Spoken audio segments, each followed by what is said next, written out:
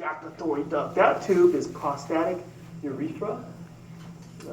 For smaller structures, I have like these pins I like to use. It's a pin with a little clay ball, so I can stick it to it and point to anything with that. So, yeah, even mine. Okay, and so also, it's not enough just to put urethra, because you know the three parts, that's prostatic. That right there is membranous. This is the membrane. It's actually UG diaphragm or deep transverse perineal. This is spongy urethra. So in the male urethra, be specific, otherwise you won't get credit. Okay? That gland is the bulbourethral gland. This is the bulb of the penis covered with this muscle here, bulbospongiosus. Very good. So the name of the erectile tissue, that's corpus spongiosum, that's corpus cavernosum. That's all I see here. Move on. Same model, just different perspectives. On the left here, it kind of shows that the whole thing's a spermatochore. This opening, say to identify the opening that it comes out of, is superficial inguinal ring. If I ask you to identify something blue here, put pampiniform plexus or testicular vein. Something red here, you're going to put testicular artery. Now, the other structure you can see there, a beigeish thing, is a ductus, the ductus deferens. On the other side, it's more superficial dissection. The red fiber is just put cremaster. The gray tissue deep to it is the internal spermatic fascia. On the superior view, that's the ductus deferens. I mean, really, that is the best view of the inguinal canal you probably see in the model. Okay, in this close-up view, I did a close-up view so you can see some scrotal layers. Again, the red fibers are cremaster. Deep to that is the internal spermatic fascia. Well, here's the external spermatic fascia on top of that red line. So again, the red line is cremaster, and then deep to that would be the internal spermatic fascia. The tunica vaginalis visceral layer gives the epididymis testes that whitish appearance. So if I put a sticker on top of the testes or the epididymis, but I say identify layer, okay, not the structure, the layers. So I'm going for it. Again, visceral layer of the tunica vaginalis. In this male model, and zoom in on the prostate again, and again, inside the prostate is ejaculatory duct and prostatic urethra, membranous urethra, spongy urethra, the bulb of the penis. Okay. If I target the tissue around the tube, put corpus spongiosum. The white on this model is corpus cavernosum, so it's modeled a little differently. It's a whitish tissue model here. Okay, that's the glans penis. Look at this sagittal section. Again, zooming in on, that's prostate with ejaculatory duct. This one, you can see the ejaculatory duct continuous with the seminal vesicle. This is prostatic urethra here. It doesn't project very well. That membrane is, again, the UG diaphragm. You can kind of see the penis here. They dissect away the skin, so you can see the subcu, what's underneath the subcu tissue. That's a muscle. That's the ischiocavernosus. Then we can see some structures inside the scrotum here. Nice epididymis. I can't quite see the head, but that's the body, that's the tail. There's the testes there. Okay, well, more scrotal layers. Going back to this model here, they show you two layers. Well, the reddish layer is the cremaster, but that layer there approximates the tunica vaginalis, like in the picture. Okay, so that little space there is tunica vaginalis. Note that. Here is basically the piece you put on top of that sagittal section is shown here. And to give you a nice prostate right there. And this muscle here covering the legs, the penis, is ischiocavernosus again.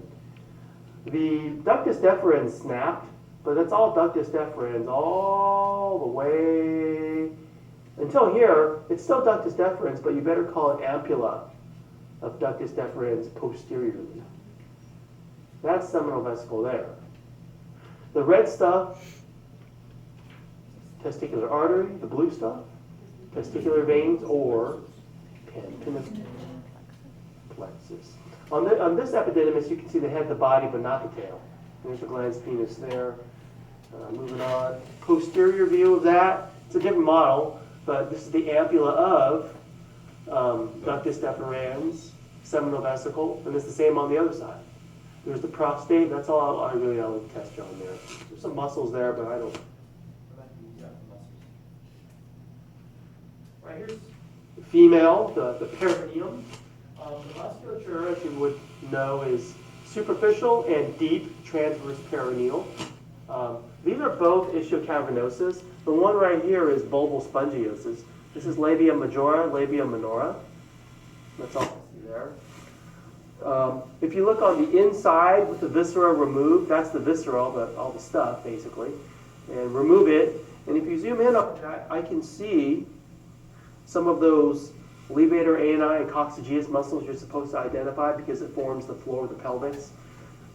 There's the coccygeus muscle. Might have to identify that. Look for this white tendinous arch. This muscle here is the iliococcygeus. The one that goes from the pubis back to the coccyx is pubococcygeus. So those three again: coccygeus, iliococcygeus, pubococcygeus. That's all I would have to identify there. So to look at the other side, with the viscera in there, that's the fundus of the uterus. I see the uterine tube, and let's review the different parts.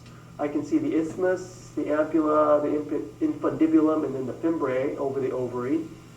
The ligaments would include the proper ovarian ligament, the round ligament, and that's the uterosacral fold, or you could call it the uterosacral ligament. A fold is basically tissue over a ligament there, but that's what it is. That's all I really see there. Okay, that picture is too pixelated. This one's a little better, and it's that same thing we looked at. It's half of that same pelvis model. It does show you the clitoris, labia minora, labia majora. That's the deep transverse. You can see the vaginal canal going through it, and the urethra going through it. Yeah, that's all I would ask you for. Well, actually, no.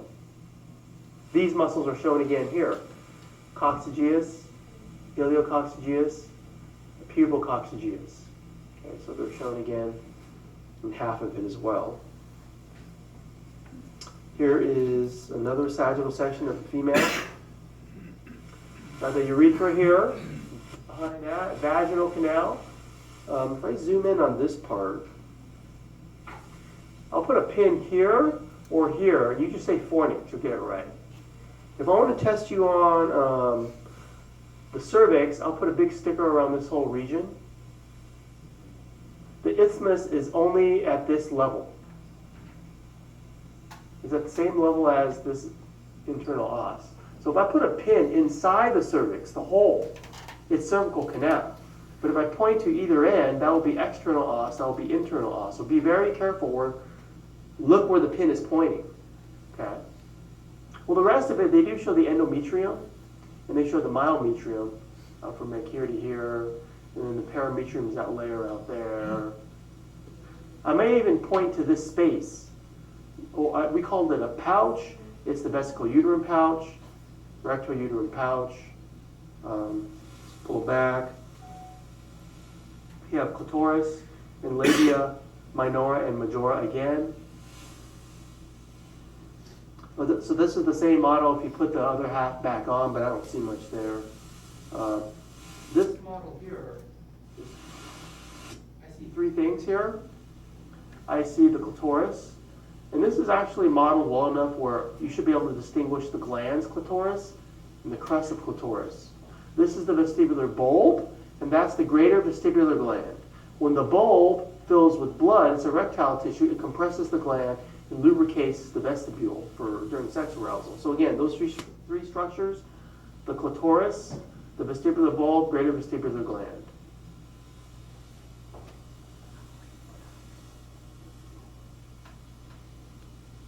Okay, next one. All right, this model is good for broad ligament, amongst other things. Well, zoom in on there. So the broad ligament is this right there. I taught the three parts, which include mesosalpinx, mesovarium, and mesometrium. That's the ovary. That is proper ovarian ligament. Now let's go over the parts of the uterine tube. If I tag there, uterine part of the uterine tube, isthmus, this part. I'll go way out to here for ampulla. I would do this part for infundibulum, and the notched edges is fimbriae. Then for the parts of the uterus, that narrow recess is fornix and fornix. This whole thing is cervix, because the cervix would include the internal os, the external os, and the cervical canal in between. So then this is the same level as isthmus at the level of internal os. This is body, and then fundus up here.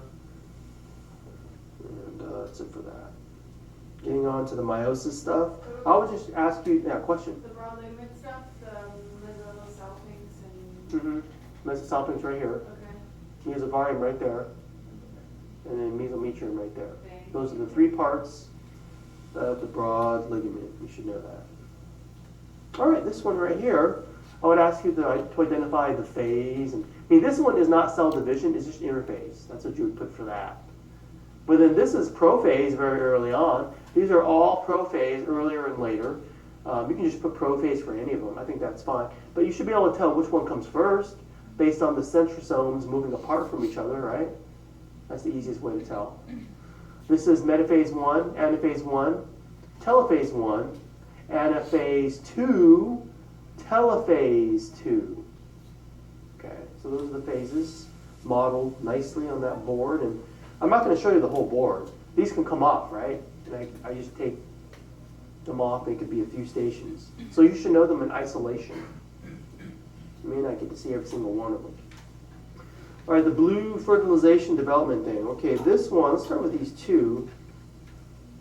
This is the model here is showing fertilization. This is not the fertilizing sperm. This one is. You only see its tail. You assume its nucleus got in. Blue and yellow, red and yellow. This is, when I say like ploidy or chromosomal pattern, I want you to put N plus N. Okay, that's an N, that's an N. So it's like N plus N. And then when these kind of fuse, you get this. See all the colors are intermixing? That is 2N, and that's a zygote. Okay, that's what you need to know for this one. Then it's going to undergo a mitotic division. That's metaphase of the first mitotic division, right? It's the first one. It's still one cell. Okay, then it skips from like, it's kind of weird. This model set, they go from the first mitotic division of development all the way to like puberty.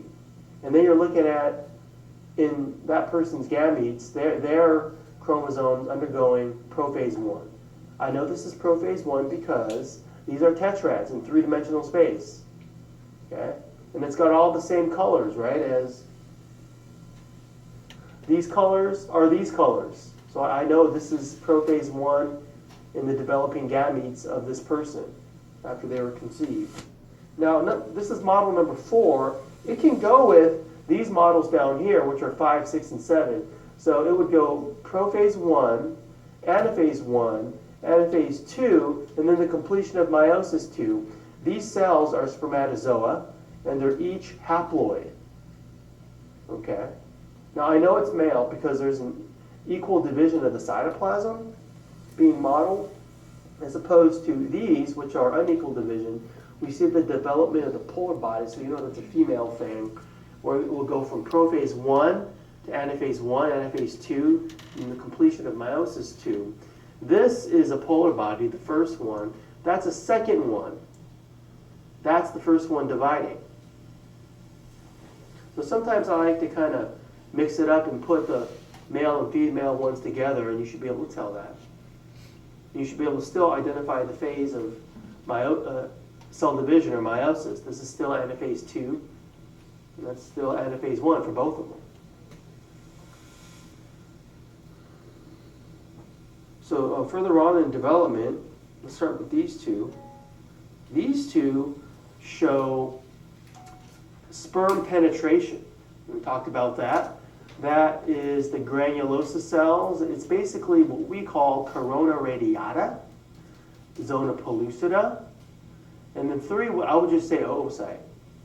4, I would say ovum. Okay. Now, the fertilizing sperm, the one that's trying to penetrate, is right there, just the head. There it is again. The sperm has contacted the oocyte membrane. That's still the ovum, and that's still zona pellucida. The granulosa cells aren't there anymore, but that's zona pellucida. And moving on, then these two come one right after the other. We see that you're going to eject a second polar body. That's the first one. This is the male pronucleus. Okay, so it's further on in. It's basically the start of fertilization right here. And to just continue on, more steps of fertilization. Well, basically, it's these 3. I know this one comes after this one because when the chromosomes supercoil and condense, that's a later step. So I would say call these n plus n and call this 2n. Now you can't see what's going on inside, but if it's a 1-cell stage development and it comes after this one, just remember it's a zygote, it's 2n. These are n plus n for either of these. Now you have your polar bodies here. Is that the first or the second one? Yeah, I mean, you got a 50-50 shot. It is the second one. I know that this is the first one divided. It's actually, that's why I have the 4 dots versus the 2 dots. Okay, well, that's it for those. And further on in development, you go from 1 cell to 2 cell to 4 cell stage. The zona pellucida is still present in all 3 of these. This one is like a 16 cell stage. And you can call it that or morula. And that's it for those. It's pretty easy for those. Okay, let's go more further on in development. So this will be after implantation.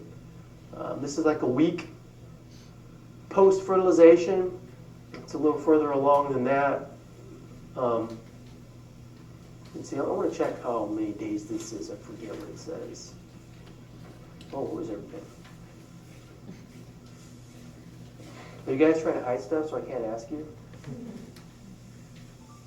Oh, I seriously don't know what somebody did with this. You guys see it? Okay. No, but where are they so you guys can study? Right here. Oh, okay. That's okay. I'm just playing with you. So this is about 1 week. That's about 2 weeks.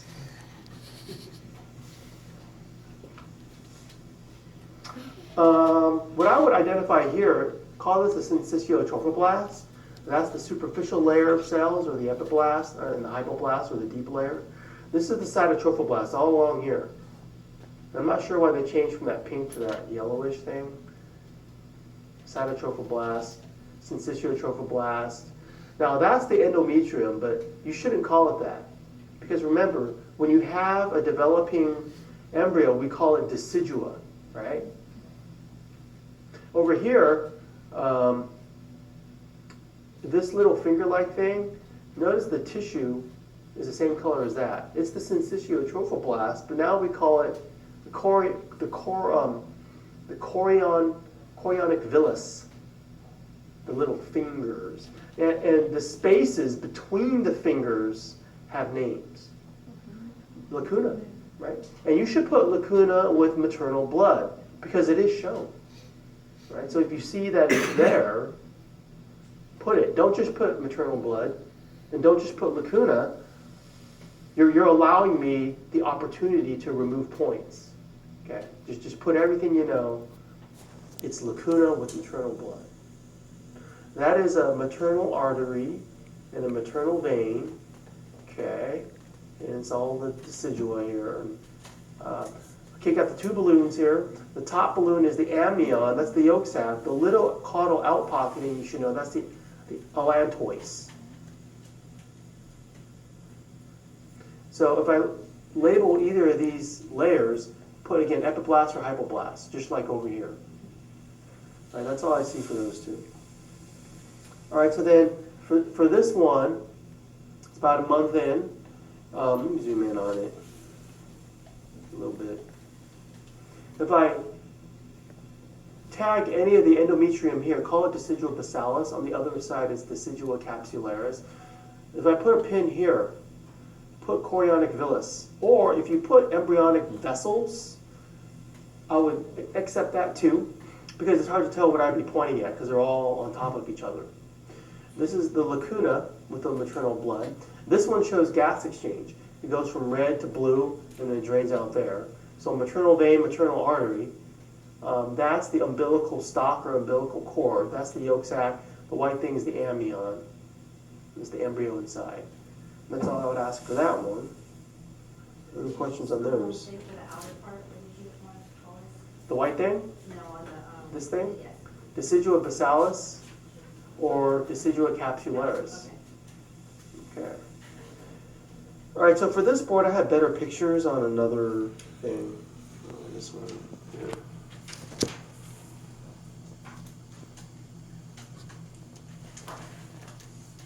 So the board is the center of that board. I have two of these boards, so I could get two stations out of it.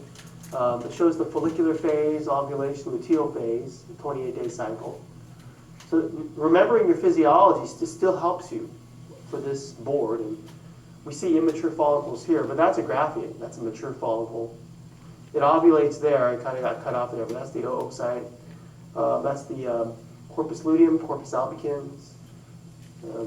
Try to remember your anatomy when you study these individual shots of the uterine cycle. You can tell what phase it is. I should be able to ask you that. Okay, 28-5, those are the days. That's menses. And you can see the gushing of the endometrium there. There's a good model of that ligament there. That's the proper ovarian ligament. You still have the uterine tube stuff. Yeah, and let's see. Let's go from that day to this day. Here's proliferative phase. Looks a little different. I kind of like how they accurately show what's going on in the ovary during the uterine phase, the proliferative phase. You should be in the, this is like pre-ovulatory, right? The proliferative phase matches with the follicular phase in the ovary. And you know, if you zoom in on that, I mean, you can see they have a Graafian that's going to ovulate, but this is pre-ovulation. It hasn't ovulated yet. So this is ovulation. It's day 14, but they say day 13 to 15. That's fine. They show ovulation, and they show fertilization. It's supposed to happen on that day. There it is, and then they show it there being fertilized, and it stays in here for a few days. It's a little inaccurate to say that you have implantation on this at this time. You don't. It's about a week later, but just for illustrative purposes, you should be able to tell the difference between 16 and 17. They're not the same thing. They are both blastocysts. You should call it that. But 16 is free-floating. 17 is implanting. Because they make it a point to call, I mean, if it was the same thing, they'd both be the same number. So you need to make that distinction. Is it implanting or is it free-floating? Right, specifically there. All right, so then you get the post-ovulatory phase. This is secretory phase. They just say day 21. Really, it's like the 2 weeks after ovulation. Maybe it got rubbed off or something. And they show what's going on. Post-ovulation, you're supposed to be in the luteal phase here. You are. Okay, so I like how they do that. Let's see here. Yeah, I think that's all I got. Okay. End of review. Feel free to stay and